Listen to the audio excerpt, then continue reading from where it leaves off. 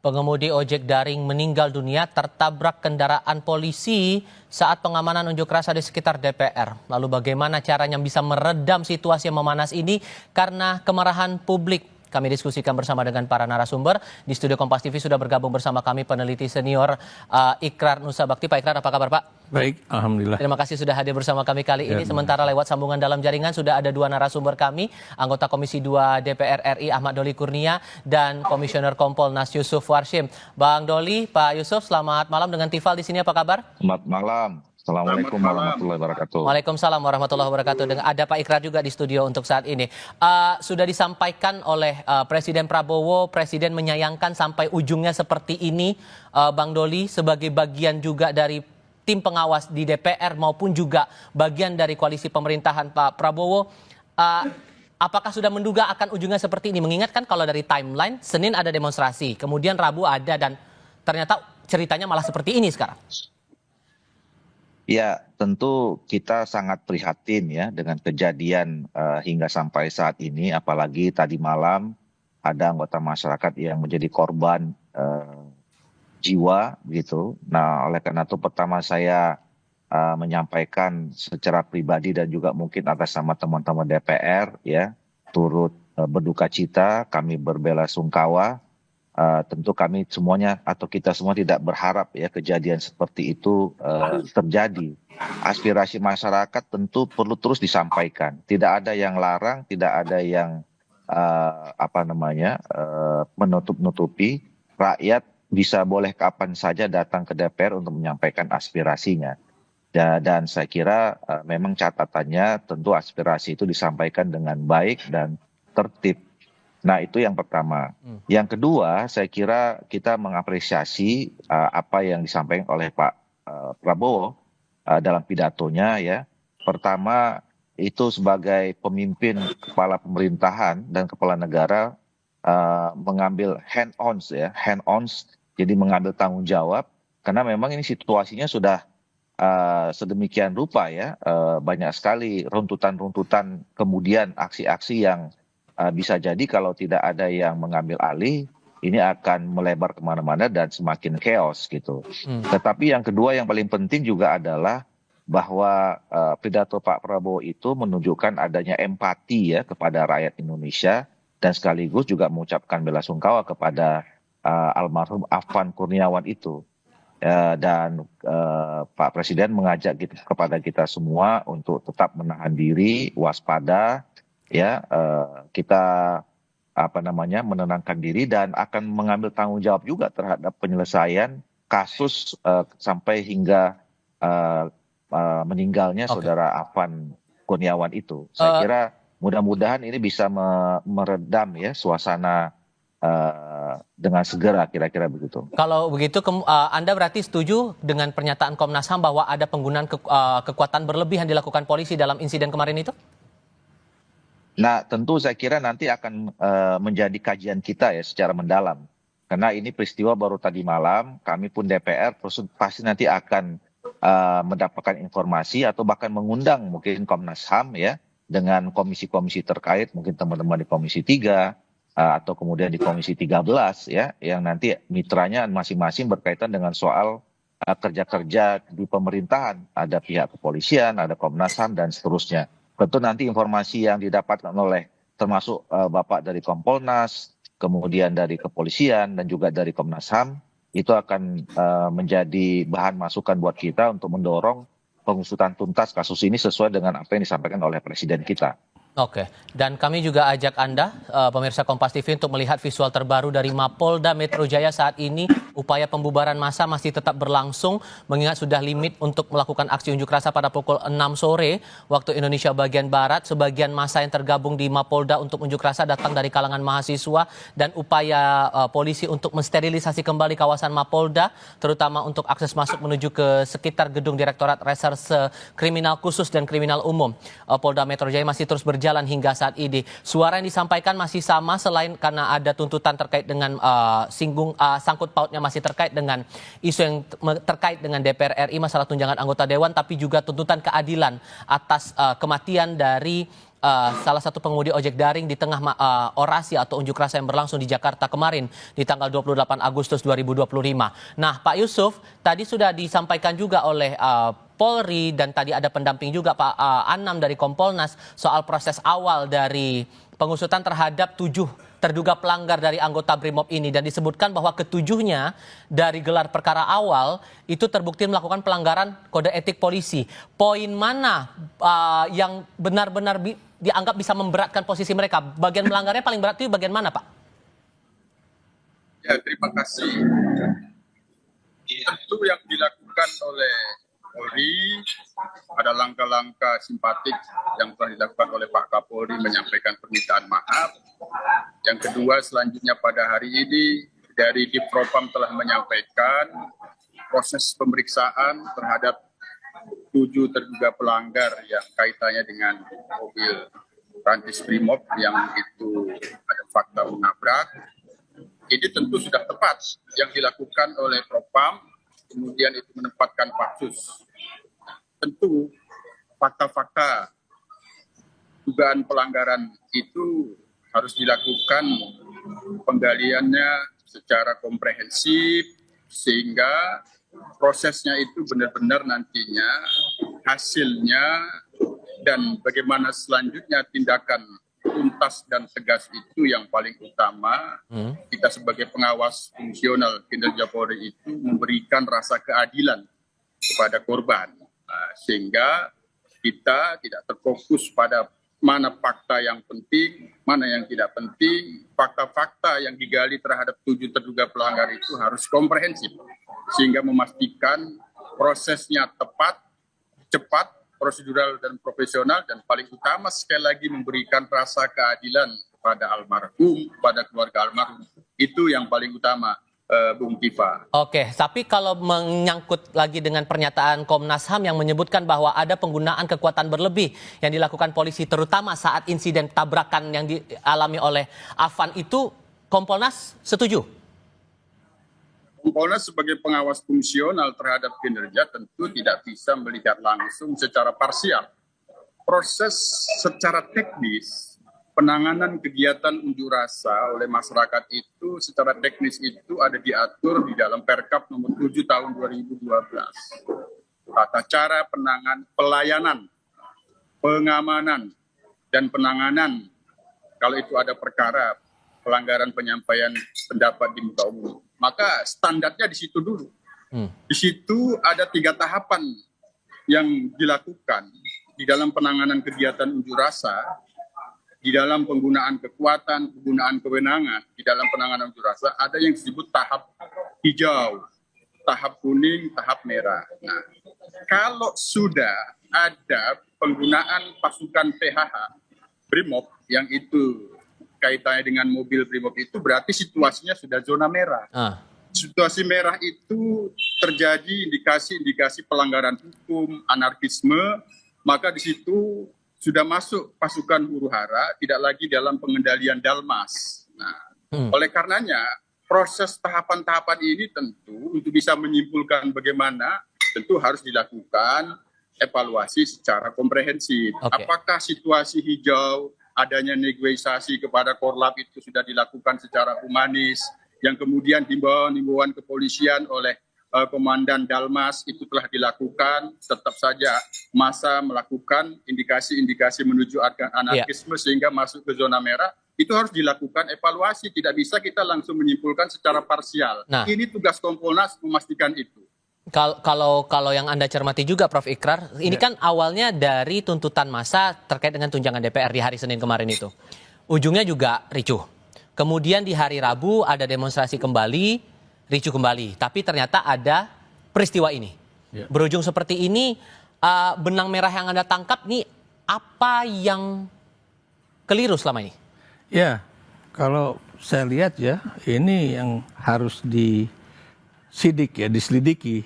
Siapa yang kemudian mengorganisasi demo-demo itu, ya, dan kemudian siapa juga yang memberikan misalnya petasan dengan daya ledak yang tinggi, atau ini karena biar bagaimanapun nih polisi itu kan juga dilemparin dengan petasan yang cukup membahayakan keamanan mereka. Itu satu ya. Kedua ya, apakah kemudian polisi sendiri atau bagian dari intelijen ya itu kemudian tidak melakukan suatu yang disebut dengan velok et exactus.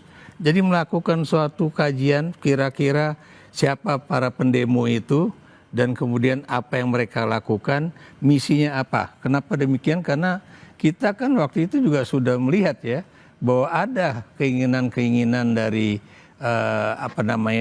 kelompok di Republik ini ya yang menginginkan bahwa demo ini nantinya akan bukan cuma rusuh, tapi ada martir. Nah ini yang paling saya nggak suka dengan ada kata martir itu ya. Jadi kayaknya seperti itu ya, dan tidak terjadi pada demo mahasiswa, tapi kemudian malah terjadi pada demo buruh ya. Dan kalau saya lihat juga si pengemudi rantis itu ya, kalau saya lihat, buat apa dia menggunakan kecepatan yang sangat tinggi sehingga kemudian dia nggak bisa menghindar dari pengemudi ojek ojol itu yang sebetulnya dalam posisi yang memang dia ingin menyelamatkan diri, tapi kok malah ditabrak bahkan dilindas sampai meninggal. Ini suatu hal yang juga pertanyaan kita. Dalam satu minggu ini kan demonstrasinya cukup intens begitu, dan sekarang banyak daerah juga menyuarakan hal yang sama, rata-rata lah begitu dalam sepanjang pekan ini. Dan tadi siang sudah ada pernyataan dari Presiden Prabowo menyayangkan ujungnya sampai seperti ini, sementara pemerintah disebutkan oleh Presiden Prabowo menjamin bahwa aspirasi publik bisa terbuka, silakan menyampaikan aspirasi, bahkan jadi catatan bagi pemerintah soal itu. So melihat pernyataan ini, Anda mengukurnya kadar atensi pemerintah atas insiden ini sejauh mana? Ya, kalau saya lihat Pak Prabowo ya itu sangat bagus dengan pernyataannya tadi pagi yang saya kemudian juga nonton di Kompas TV ya. Itu benar-benar sangat punya atensi yang tinggi ya, dan beliau juga mengatakan bahwa dia menyesali kenapa ini terjadi ya, dan kenapa aparat keamanan kok begitu. Kalau buat saya itu sangat masif dalam melakukan tindakan-tindakan kekerasan ya. Kenapa? Kalau Anda lihat ya, itu kendaraan rantis kemudian ngebut dihadapkan kepada demonstran, tujuannya apa? Itu yang jadi pertanyaan saya kan. Kemudian juga ya kalau Anda perhatikan juga ya, itu penggunaan gas air mata. Kenapa itu juga begitu masif ketika mahasiswa yang ini yang tanggal 27 kemarin atau tanggal 25 ya.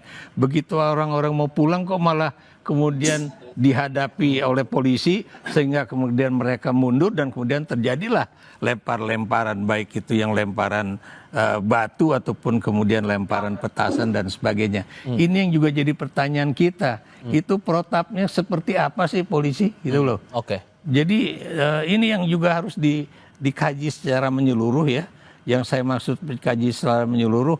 Jadi apakah kemudian baik polisi ataupun aparat keamanan di tempat itu tidak melakukan suatu komunikasi dengan para demonstran, satu, atau apakah kemudian para pelaku demo atau koordinator demo itu juga kemudian tidak melarang agar mahasiswa itu tidak menggunakan penggunaan yang tadi saya katakan sampai melempar barang-barang begitu ke arah. Bukan cuma barang, itu kan petasan yang gedenya salah alaihim itu. Dan yang diharapkan juga sebetulnya dari unjuk rasa kali ini, Bung Doli, adalah respons dari teman-teman DPR MPR begitu. Karena kan dalam sepanjang minggu ini dari hari Senin, kemudian kemarin, kemudian di hari ini, harapannya adalah respons dari teman-teman anggota Dewan. Tapi kan yang diharapkan justru belum tercapai ini sekarang. Tapi kemudian ada pernyataan juga dari Ketua DPR RI belum lama ini yang merespons lagi insiden ini dan menyebutkan bahwa ini akan jadi momen untuk berbenah. Nah, sejauh mana sesungguhnya merespons insiden yang cukup unjuk rasa yang panjang seperti ini, dan sejauh mana pembenahan itu bakal dilakukan? Jawabnya nanti Bang ya, kita jeda sebentar, kita akan kembali selepas ini.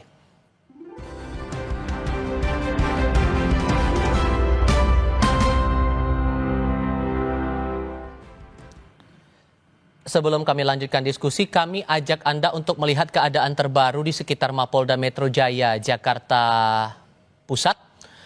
Ini keadaan di depan atau di area luar Mapolda Metro Jaya, massa masih berkumpul di sekitar markas polisi sampai dengan saat ini, meskipun kemudian sudah lewat hampir 1 jam limit waktu untuk melakukan orasi atau unjuk rasa di Mapolda Metro Jaya. Massa yang tergabung dari berbagai aliansi, terutama dari kalangan mahasiswa, paling banyak berkumpul di markas Polda Metro Jaya menyuarakan sejumlah aspirasi, termasuk poin yang disoroti untuk saat ini adalah terkait dengan transparansi atas pengusutan kasus kematian seorang pengemudi ojek daring, Afan Kurniawan, yang tertabrak kendaraan taktis milik Brimob Polda Metro Jaya, dan diharapkan ini semua berjalan secara transparan. Polisi tampak ini visual dari 2 sudut gambar berbeda.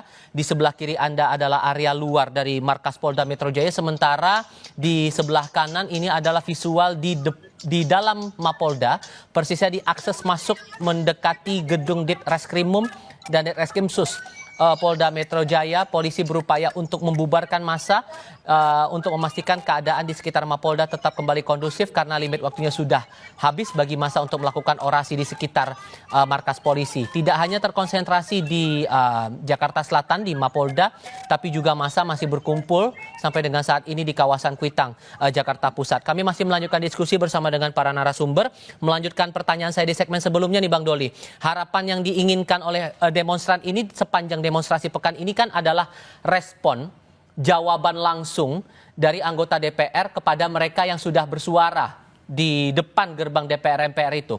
Tapi kan sampai sekarang belum kedengaran langsung atau terlihat anggota menjawab kegundahan, kegelisahan mereka. Pertanyaan muncul kemudian, menunggu apa Bang sampai ujungnya sampai seperti ini begitu?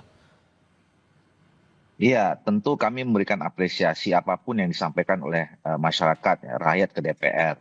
Dan kami menerimanya dengan baik. Nah, tinggal tadi kita coba jelaskan satu-satu.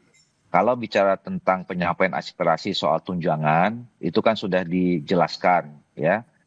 Berapa sebetulnya penerimaan yang diterima oleh DPR. Dan itu bisa juga diakses langsung ke Sekretariat Jenderal. Bahkan pimpinan DPR pernah menyampaikan juga bahwa yang selama ini yang banyak disoroti adalah tunjangan perumahan, itu sudah dijelaskan bahwa itu nanti sampai Oktober 2025. Nah, setelah itu juga tidak akan ada lagi. Dan kenapa itu terjadi sudah dijelaskan juga pada saat itu. Jadi sudah ada respon yang juga sudah disampaikan. Nah, soal kemarin misalnya aspirasi yang disampaikan oleh teman-teman Bapak Ibu buruh, itu tentu juga menjadi catatan kami. Kan kemarin mereka menuntut kenaikan upah, ya, terus kemudian penghapusan outsourcing dan segala macam itu. Nah, itu nanti akan kami bicarakan, akan kami bahas dengan di komisi terkait dengan pemerintah, karena kan itu kan pada akhirnya kebijakan pemerintah yang akan diambil, ya. Nah, tentu nanti akan kami diskusikan hal-hal yang disampaikan itu. Dan memang kan tidak mungkin misalnya kemarin mereka menyampaikan kenaikan upah buruh, ya terus kita jawab langsung, karena itu juga kan yang bisa memberikan keputusan adalah pemerintah. Kami akan menyampaikan nanti kepada pemerintah. Jadi intinya adalah saya mau sampaikan bahwa sesungguhnya kami ini berupaya, ya, untuk mendengarkan semua aspirasi rakyat Indonesia dan terus memperjuangkan dengan sungguh-sungguh. Bahwa kemudian dalam perjalanannya ada pernyataan, tindak tanduk, sikap, kemudian perilaku yang memang kurang berkenan selama ini oleh rakyat. Ya, seperti yang saya sampaikan, mungkin saya atas sama teman-teman minta maaf kepada seluruh Indonesia. Tentu ini menjadi koreksi kami, introspeksi kami, apalagi kejadian sampai tadi malam dan hari ini, ya, kita tidak menginginkannya. Dan untuk menebus itu semua, kami berjanji tentu akan bekerja lagi dengan baik dan sungguh-sungguh untuk kepentingan rakyat, bangsa, dan negara Indonesia ke depan. Dan Anda juga merasa bahwa masalah komunikasi antara teman-teman anggota Dewan dengan publik ini memang perlu diperbaiki lagi. Karena kan yang jadi headline bagaimana kemudian merespons dari kegelisahan, kegundahan masyarakat, terutama masa yang berorasi, tapi ternyata tidak dapat jawaban langsung, bahkan anggota Dewan tidak berada di gedung parlemen. Itu Anda mengakui itu juga? Ya, semua kekurangan itu tentu pasti ada, ya, di dalam kiri kami, ya. Dan secara umum kan juga sudah direspon. ya, bahwa saya pernah mengatakan kadang-kadang kan memang cara gaya komunikasi masing-masing anggota DPR ini bisa berbeda-beda, dan juga situasinya pada saat menyampaikan juga berbeda-beda. Situasi yang dihadapi hari ini dengan kemarin tentu beda dengan besok gitu. Nah, itu memang tidak bisa secara institusi ya kita kemudian menyimpulkan. Nah, tetapi tentu bagi kami terutama saya lah, ini situasi yang membuat kami ini menjadi ya sangat serba salah begitu ya, dan tentu ini menjadi koreksi buat kami ke depan untuk tidak terulang lagi. Prof. Ikrar juga merasakan hal yang sama karena begini, karena kan melihat unjuk rasa yang sudah berlangsung dalam pekan ini saja sudah ujungnya seperti ini terus, dan ternyata responnya belum sepenuhnya, kalau melihat dari ricuh yang berlangsung ujungnya setiap demonstrasi itu, tidak ada kepuasan yang didapatkan oleh para demonstran ini atas jawaban dari DPR atau respons dari DPR itu tadi. Ya, jadi sebetulnya kan tuntutan dari para demonstran itu kan juga nggak banyak ya. Satu misalnya ya, bagaimana supaya tunjangan dari anggota DPR itu diturunkan. Karena ini juga lihatlah bagaimana kok Anda bisa hidup satu hari 3 juta sementara Anda tahu yang namanya buruh ataupun ojol itu pendapatan satu hari berapa? Paling 1 bulan dia bisa dapat 3 jutaan. Itu satu ya. Kedua ya, ini juga teman-teman DPR ya, ini seperti kayak Bung Doli ini kan udah cukup lama jadi anggota DPR. Masa kemudian tidak memiliki di DPR itu ya orang-orang yang kemudian siap untuk menghadapi perwakilan dari demonstran untuk bicara.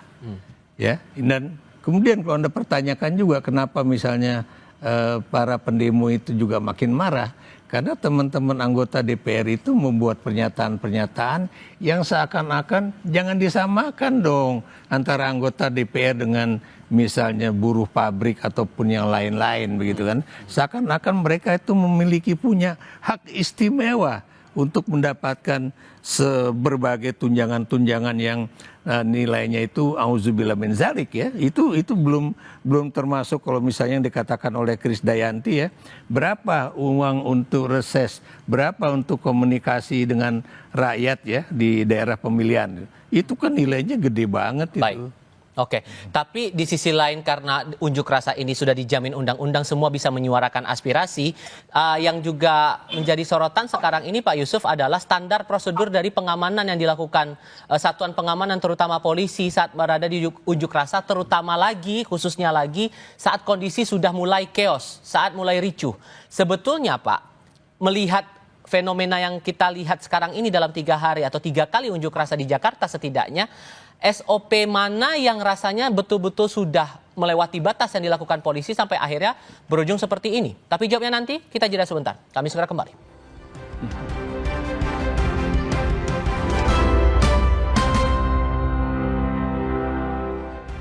Satu pertanyaan sederhana untuk masing-masing narasumber saya, Pak Yusuf.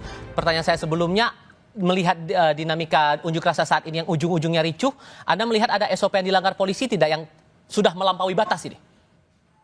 Yang paling penting dan utama saat ini prioritas memberikan rasa keadilan terhadap korban almarhum Afan. Itu dulu harus tuntas dan tegas prosesnya, itu kita awasi secara maksimal. Yang kedua, terkait dengan situasi di dalam data yang ada di kita selama ini, kalau sudah masuk dalam tahap situasi merah, yang itu ada indikasi pelanggaran hukum dan anarkisme, itu tidak bisa memang dipungkiri selalu ada korban. Nah, korban itu tidak hanya juga masyarakat yang melakukan kegiatan unjuk rasa, juga petugas. Nah, oleh karena itu kejadian dengan mobil rantis ini barangkali memang perlu dilakukan evaluasi penggunaan mobil pengurai, karena namanya anggota ketika itu diperintahkan untuk menggunakan itu pada situasi sudah indikasi chaos, tafsirannya kan digunakan kendaraan itu. Baik. Sehingga ini tentu ke depan seiring 7 terduga pelanggar ini diproses secara tuntas dan tegas, kami sebagai pengawas tentu akan melakukan evaluasi dan penilaian penanganan situasi unjuk rasa yang sudah dalam kategori merah, yang itu terjadi chaos, bagaimana meminimalisir korban dan tidak terjadi pelanggaran-pelanggaran, termasuk penggunaan mobil rantis seperti pada saat ini yang menimbulkan korban. Itu. Bang Doli, karena kan kembali lagi hulunya dari demonstrasi panjang ini karena masalah tunjangan DPR. Suara aspirasi masyarakat yang tidak sesuai dengan keadaan ekonomi saat ini. Anda bilang bahwa terutama mengutip pernyataan Ketua DPR akan memperbaiki lagi, berbenah lagi, wujud konkretnya akan bagaimana? Harapannya kan kita nggak mau lagi terjadi ada demo besar-besaran seperti ini lagi begitu. Ya, tentu nanti akan kami bicarakan ya, akan kita evaluasi secara keseluruhan.